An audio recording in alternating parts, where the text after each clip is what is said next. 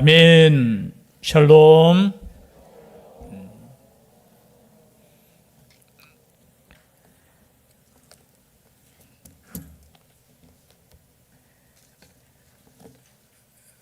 어떤 유명한 목사님이 짧은 영상에 설교 가운데만 아마 있었던 영상인 것 같은데, 예배 시간에 지각하는 사람보다 더 나쁜 사람이 있다고. 어떤 사람이게요? 아니요. 예배 안 온 사람, 그것도 맞겠네. 그 목사님, 제가 그래 그 제목을 보고, 하면서 이렇게, 돌려보니까, 예배에 오는데, 일찍 오는데, 예배에 기대감이 없는 사람. 그렇게 말씀하시더라고요. 일찍은 오는데 뭐 하는 사람? 아무런 기대감도 없이 일찍 오는 사람. 그런 사람은 없겠죠. 여러분, 교회 나온다는 것 자체가, 예배드리러 나온다는 것 자체가 영적인 갈급함, 영적인 영광을 위해서 하나님께 나오잖아요. 그렇죠? 그래서 이왕 우리가 예배드릴 때 여러분 영과 진리로 예배드릴 수 있기를 바랍니다. 영과 진리로. 이왕 하나님 아버지 앞에 드려지는 시간이 하나님이 기뻐하시는 예배가 될 수 있었으면 좋겠어요. 옆에 조는 사람 보고 뭐 손가락질 하지 마시고 그냥 찔러주세요. 깨라고 찔러주시고 하나님의 말씀 앞에 우리가 설 수 있는 이 시간 될 수 있기를 바랍니다. 오늘 특별히 법궤가 여러분 지난 시간에 오후 예배 기억나시죠? 법궤를 빼앗겼습니다. 뭘 빼앗겼다고요? 아니, 법궤가 빼앗겼다는 것은 여러분 상상할 수 없는 거예요. 왜냐하면 법궤라는 것은 이스라엘 민족이 일반 백성들은 보지도 못했어요, 잘. 그리고 대제사장만 1년에 한 번씩 볼 수 있는 그 귀한 법궤. 왜냐하면 그곳에 하나님의 시은자라고 해서 그 뚜껑 자체에 하나님께서 임재하신다는 거거든요. 하나님이 임재하시는 그 법궤가 어떻게 빼앗길 수 있느냐라는 거예요. 그래서 그것을 가지고 전쟁에 나갔다가 우리로 표현하면 홀라당 빼앗겨버렸잖아요. 그것을 가지고 간 제사장은 죽어버리고. 얼마나 어두운 시대. 빼앗기지 말아야 될 그것이 빼앗기는 시대. 여러분, 법궤가 빼앗길 수도 있습니다. 아멘 안 하시네. 빼앗길 수 있어요. 제가 볼 때는 빼앗긴 게 아니고 지금 법궤가 어디로 갔다고요? 제가 볼 때는 스스로 그 땅에 들어갔는 거예요. 우리가 눈에 봤을 때는 빼앗겼는 거야. 그런데 믿음의 눈으로 보면은 법궤는 빼앗기는 것이 아니라 스스로가 어디로 들어갔다고요? 하나님께서 그 가드 땅에, 하나님께서 그 가사 땅에, 하나님께서 뭐죠? 하여튼 이름들이 5개 있죠. 갑자기 또 생각 안 나네. 오후 되니까 가드, 가사, 아스돗, 하여튼 5군데. 왜냐하면 이 블레셋이라는 것은 5 족속의 연합체예요. 그래서 오늘 읽지는 않았지만 5장 1절에 보면요, 5장 1절, 빼앗아가 어디로 가지고 갔느냐? 블레셋 사람들이 하나님의 교회를 빼앗아 가지고 에벤에셀에서부터 아스돗에 이르느니라. 아스돗, 그 5 도시 가운데 아스돗에 이르니라. 그곳에 뭐가 있었느냐? 다곤의 신전이 있었다는 거예요. 블레셋 사람들이 하나님의 교회를 가지고 어디에 들어갔습니까? 다곤의 신전에 들어가서 다곤 곁에 두었더니, 다곤, 블레셋 사람들이 섬기는 신이에요. 그 모양은 어떻게 생겼느냐 하면은, 위에는 사람 얼굴, 그리고 손이 있고요. 뭡니까? 여기서부터는 물고기 모양. 왜 물고기 모양이게요? 제가 지난주에 슬쩍 지나가면서 쑥 넘어갔는데, 원래 블레셋은 해양민족이에요, 해양민족. 그 근원에 대해서는 뭐 여러 가지 설이 있지만, 이 바닷가, 쉽게 말해서 섬 사람들, 그러니까 그들이 섬기는 신도 오늘날로 말하면 우리가 인어라고 합니까? 모양이 그래요. 밑에는 물고기 그냥 이렇게 돼 있고요. 이렇게 해서 모르겠어요. 어떻게 세워놨는지 모르겠어요. 하여튼 그것이 있고요. 그것을 섬기는 거예요. 왜? 해양민족이니까. 신도 그런 자기들 생각에 이렇게 생겼을 거다 생각하면서 그 신을 섬겼어요. 뭐 다산의 신이라고도 하고 풍요의 신이라고도 하는데 그들을 섬기는 그 신전에 어떻게 해요? 이 법궤를 갖다 놨다는 거예요. 그 이유는 뭐겠습니까? 당연한 건 단순해요. 왜냐하면 전쟁에서 이겼는 그 상대 신을 포로로 잡아와가지고 자기 신 앞에 어떻게 해요? 바치는 거예요. 우리 이번에 이긴 뭡니까? 유다가 아니죠. 이때는 이스라엘 이 사람들을 어떻게 해요? 우리가 이겼습니다. 당신께 포로로 잡아온 여는 여호와라 하는데 이 여호와의 신을, 그러니까 이 사람들도 지금 법궤를 그냥 우상으로 자기들 믿는 수준으로 생각하는 거예요. 여기 바칩니다 하면서 곁에 두었다는 거예요. 그런데 보십시오. 다음 날 보니까 3절에 아스돗 사람들이 이튿날 일찍 일어나 본즉 다곤이 여호와의 궤 앞에서 엎드러져 그 얼굴이 땅에 닿았는지라. 그러니까 신 모양도 잘 만들어야 돼요. 이런 법궤는 안 엎드려져요. 네모 반듯하고 다리가 4개가 탁 있어. 왜 됐는지 몰라도 넘어져가지고 어떻게 해요? 이 법궤 앞에 꼬꾸라져 있는 거예요. 그러니까 여러분 성경 읽어보면 참 재밌어요. 아스돗 사람들이 이튿날 일찍이 일어나 본즉 다곤이 여호와의 궤 앞에서 엎드려져 그 얼굴이 땅에 닿았는지라. 그들이 다곤을 일으켜 다시 그 자리에 세웠더니, 재밌지 않습니까? 그들이 다시 일으켜 어떻게 해요? 그들이 다곤을 일으켜 다시 그 자리에 세웠더니. 무슨 신이 이래요? 아니 자빠져 있으면 자기가 일어나야지. 그걸 호통을 쳐야지요. 그런데 어떻게 자빠진 상태로 이래 있는 거야. 근데 그것을 믿는 블레셋 사람들이 넘어졌네? 그걸 자기들이 자기 신을, 저는 읽으면서 너무 재밌더라고요. 얼굴이 땅에 닿았는지라 그들이 다곤을 일으켜 다시 그 자리에 세웠더니. 여러분 우상이 이런 거예요. 그래서 왜 하나님께서 우상을 만들지 말라고 했느냐 하면 이렇게 되는 거예요. 사람이 우상을 만들어 놓으면 그 우상을 하나님처럼 섬기지만 나중에 자기 마음대로 하는 거예요. 여러분 넘어졌는데 그것도 하나 못 일어나는 신이 어디 있어요? 아마 이스라엘 백성을 이기고 이 법궤를 대하는 태도가 그들은 이렇게 생각했을 거예요. 아무것도 아니네. 야, 소문에 들어보니까 그 애굽을 막, 그죠? 사실은 블레셋이 먼저 애굽을 공격했다 했잖아요, 옛날에. 오래전에 애굽을 공격하다가 어떻게 해요? 거기서 힘이 모자라서 쫓겨났어요. 쫓겨나서 가나안 땅에 정착한 거예요. 그런데 그 애굽을 무찌르고 출애굽한 이스라엘이 얼마나 두려웠겠습니까? 그리고 그들의 섬기는 신이 있는데 그 신이 블레셋 어떻게 해요? 우리를 공격한다. 이 생각이 얼마나 두려웠었겠습니까? 그런데 알고 보니까 별거 아니네. 이 법궤, 여러분 우리가 하나님을 그렇게 섬기면은 세상 사람들이 하나님을 그렇게 대우해요. 우리가 하나님을 하나님으로 인정하지 않고 하나님을 우상처럼 섬기면은 세상 사람들도 그렇게 취급해요. 똑같아요. 보니까 별거 아니네. 바쳐야 되겠다. 근데 꼬꾸라졌어. 아무 생각 없겠죠. 왜 넘어졌지? 지진이 일어났었나? 다시 이렇게 세워요. 그런데 보십시오. 4절에 보니까 그 이튿날 아침에 그들이 일찍 일어나 본즉 다곤이 여호와의 궤 앞에서 또다시 엎드러져 얼굴이 땅에 닿았고 그 머리와 두 손목은 끊어져 문지방에 있고 다곤의 몸뚱이만 남았더라. 다음 날은 보니까 그냥 엎드려졌는 것이 아니라 그냥 두 동강이 나서 머리와 두 손목은 끊어져 문지방에 있고, 문지방은 아시죠? 요즘 문지방 잘 없잖아요. 아파트에 보면 다 없앴잖아요. 그죠? 걸려 넘어질까봐. 근데 그 문지방에 이게 엎드려져 있고, 그죠? 그리고 몸뚱이만 따로 이렇게 있는 거예요. 그냥 우리로 표현하면 짜갈라졌어. 그것을 보고 5절의 말씀에 보니까 다곤의 제사장들이 다곤의 신전에 들어가는 자는 오늘까지 아스돗에 있는 다곤의 문지방을 밟지 아니하더라.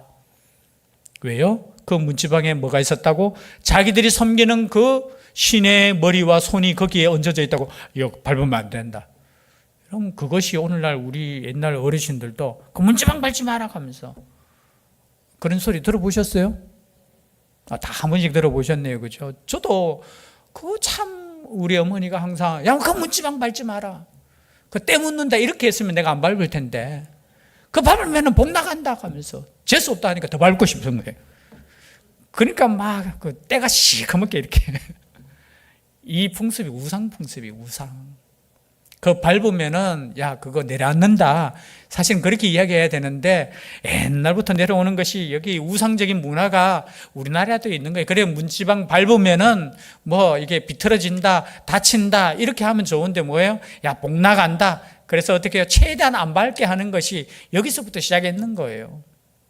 성경에도 보니까 뒤에 보니까 그 이것이 우상의 문화라고 이렇게 나와 있더라고요. 보니까 그런 우상의 문화를 따르지 말라는 거예요. 그렇다고 해서 일부러 뭐 문지방 밟고 다니라는 뜻이 아니고요. 그것을 유다에도 나중에는 이걸 뛰어넘는 거예요. 그런 풍습을 따라하지 말라고 성경에 그렇게 나와 있더라고요. 제가 지금 기억이 안 나는데요. 그것뿐만이 아닙니다. 하나님께서 이제 심판을 하시는데요. 6절 말씀에 보니까 여호와의 손이 아스돗 사람에게 엄중히 더하사 독한 종기의 재앙으로 아스돗과 그 지역을 쳐서 망하게 하니, 여러분 하나님께서 스스로 지금 심판하시는 거예요. 아마 블레셋 사람들은 자기가 승리에 도취해서 이제 야 우리가 하나님을 이겼다라고 생각했지만 하나님께서 그 땅에 들어가는 그 순간부터 어떻게 해요? 재앙이 임하기 시작하는 거예요. 여러분 하나님은 두려워요. 그러니까 1년에 한 번 제사장도 그죠? 제사 지내고 그 들어가는 거예요. 하나님 뭐 만나고 싶어요. 하나님 보고 싶어요. 여러분 참 대단해요. 하나님이 함께 하시면은 얼마나 두려운데요. 우리가 지금 하나님 아버지 앞에 온전히 예배 드릴 수 있는 것도 여러분 하나님의 은혜예요. 만약에 여러분이 하나님 앞에 옛날처럼 정말 피 없는 제사를 지내는 사람들은 제사장이라 할지라도 그곳에 들어가면 죽어요. 만약 그런다고 생각해 보십시오. 이 시간에 예배 시간에 그럼 들어올 수 있는 사람이 누가 있겠어요? 생각하고 고민하고 저 앞에서 회개하고 또 회개하고 하나님 내가 혹시 하나님 전에 들어가서 예배 드릴 때 혹시나 내 죄가 있으면 안 되는데 라고 하면서, 근데 오늘날 예수 그리스도의 그 은혜의 피가 흐르기 때문에 우리 얼마나 이렇게 담대합니까? 옷이 얼마나 마음이 편했으면 잠을 이렇게 잘 잘까요? 그러면 진짜 주님의 품에 안겼는 것 같아. 마찬가지예요. 하나님께 나아갈 때 두려움으로 나아가야 돼요. 사실은 내 자신이 하나님 아버지 앞에 드려질 때 뭐 다른 거 생각하는 게 정말 내가 하나님 앞에서 정말 내 자신을 하나님께 드려지는 예배자로 살아간다는 것 자체가 내가 얼마나 거룩하게 살아야 되는 것인가를. 왜냐하면 우리 하나님은 그런 하나님 아니시요. 막 대해도 되는 하나님 아니시요. 진짜 거룩하신 하나님이시요. 진짜 거룩하신 하나님. 그러니까 그 거룩하신 하나님을 우상처럼 그죠? 뺏어와 가지고 있을 때 얼마나 하나님께서 심판하십니까? 그냥 독한 종기로 심판합니다. 그러니까 아스돗 사람들이 야 큰일 났다. 이거 처음에는 성전 기념물이었는데 어떻게 해요? 이거 문제 생기는 이거 큰일 났는 거예요. 그러니까 딴 데로 옮기자 하면서 어디로 옮겼느냐? 8절에 보니까 가드로 옮기는 거예요. 가드. 근데 가드로 옮기니까 가드 있는 사람들이 또 똑같이 독한 종교로 심판을 받는 거예요. 또 가드 사람들이 또 어디로 옮기느냐? 10절에 보니까 에그론으로 옮기는 거예요. 지금 차례차례 지금 그죠? 아스돗에서 가드에서 에그론, 이제 남았는 거는 가사와 에스글론이 남았어요. 그곳으로 지금 가야 되는데 이제 또 옮기려고 하니까 어떻게 해요? 에고론에 이른즉 에고론 사람이 부르짖어 이르되 그들이 이스라엘의 신의 궤를 우리에게 가져다가 우리와 우리 백성을 죽이려 한다 하고, 그리고 심판을 받았어요. 11절에 이에 사람을 보내어 블레셋 모든 방백을 모으고 이르되 이스라엘 신의 궤를 보내어 그 있던 곳으로 돌아가게 하고 우리와 우리 백성이 죽임당함을 면하게 하자 하니 이는 온 성읍이 사망의 환난을 당함이라. 거기서 하나님의 손이 엄중하심으로 죽지 아니한 사람들은 독한 종기로 치심을 당해 성읍의 부르짖음이 하늘에 사무쳤더라. 하나님께서 철저하게 심판하시는 거예요. 그러면 하나님께서는 스스로 심판하시는 분입니다.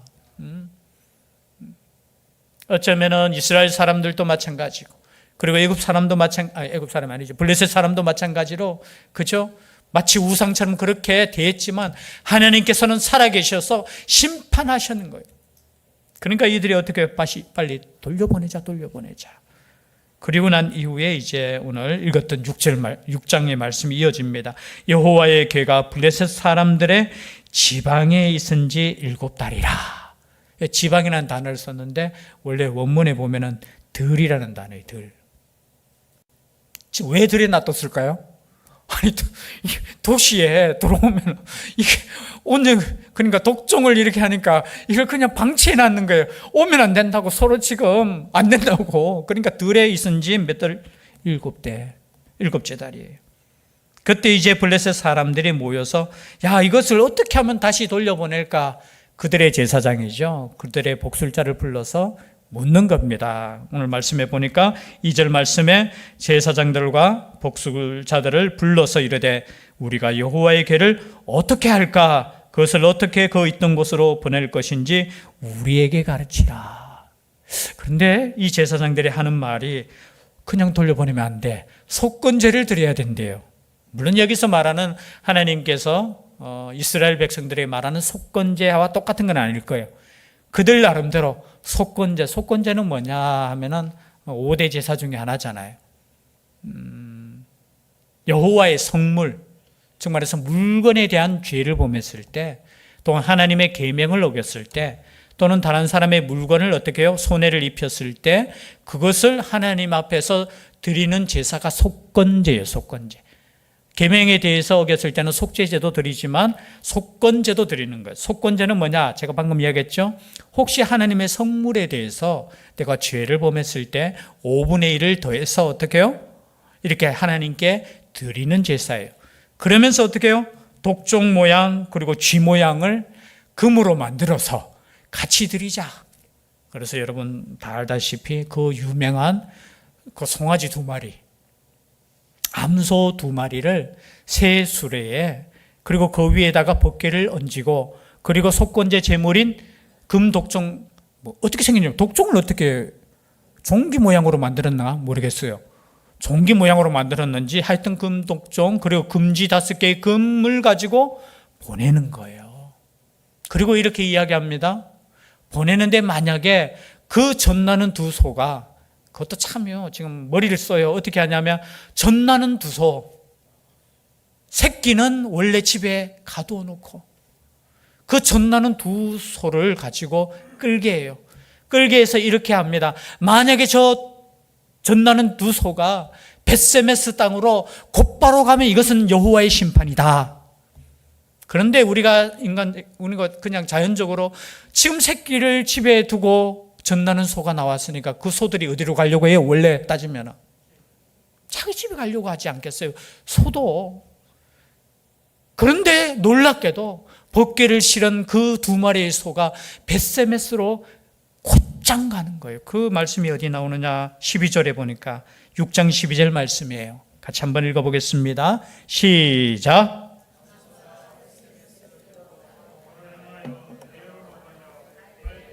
울고 좌우로 치우치지 아니하였고 블레셋 방백들은 벳세메스 경계선까지 따라가니라. 그러면 암소도, 여기서 보통 목사님들이 옛날 부흥회 때 암소도 자기의 사명을 알고 곧바로 이렇게 갔는데 이스라엘 백성들이 자기의 갈 길을 모르고, 그리고 이 암소 2마리는 나중에 벳세메스 땅에 가서 제물로 드려집니다.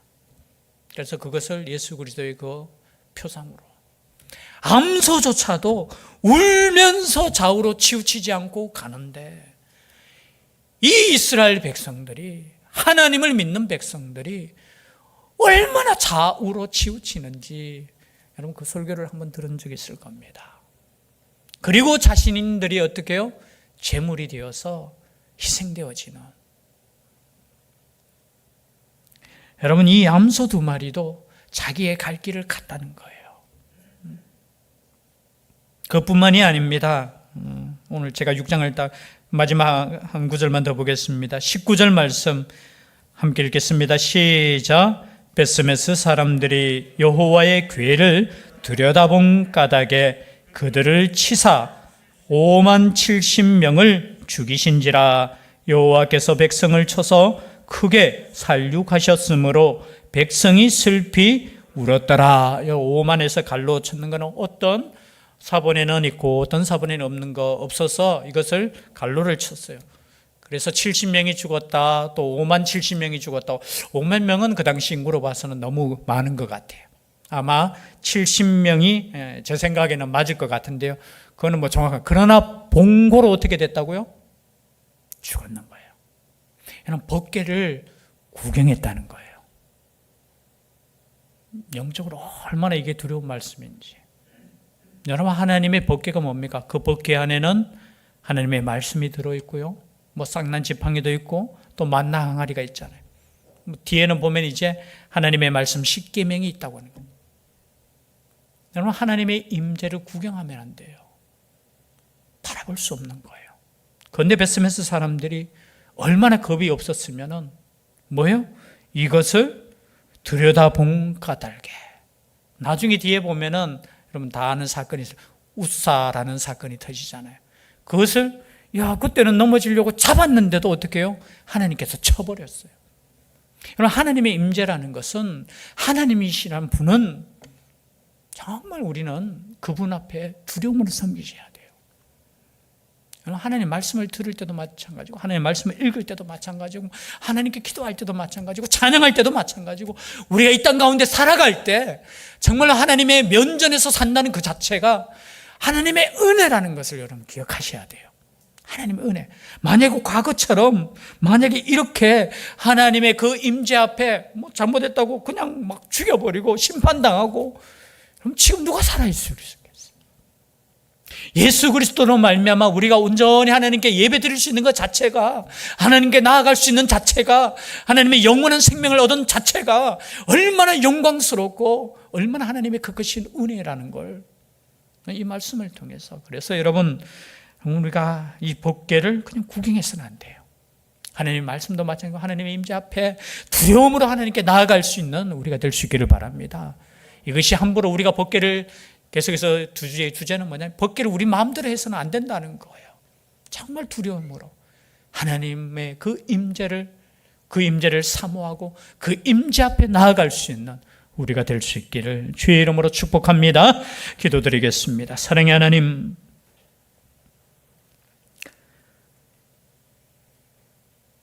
하나님은 우리가 마음대로 부를 수 있는 그런 존재가 아님을 다시 한번 생각하고 깨닫고 우리 자신을 돌아보며 하나님께 나아갑니다. 우리 하나님을 하나님으로 섬기며 하나님으로 인정하며 나아갈 수 있는 죄들 되게 하여 주시옵소서. 두려움으로 섬기게 하여 주시고, 그러나 그 거신 사랑 앞에, 은혜 앞에 감사함으로 섬길 수 있는 죄들 되게 하여 주시옵소서. 함께하여 주시기를 간절히 원하옵고 예수님 이름으로 기도드리옵나이다. 아멘.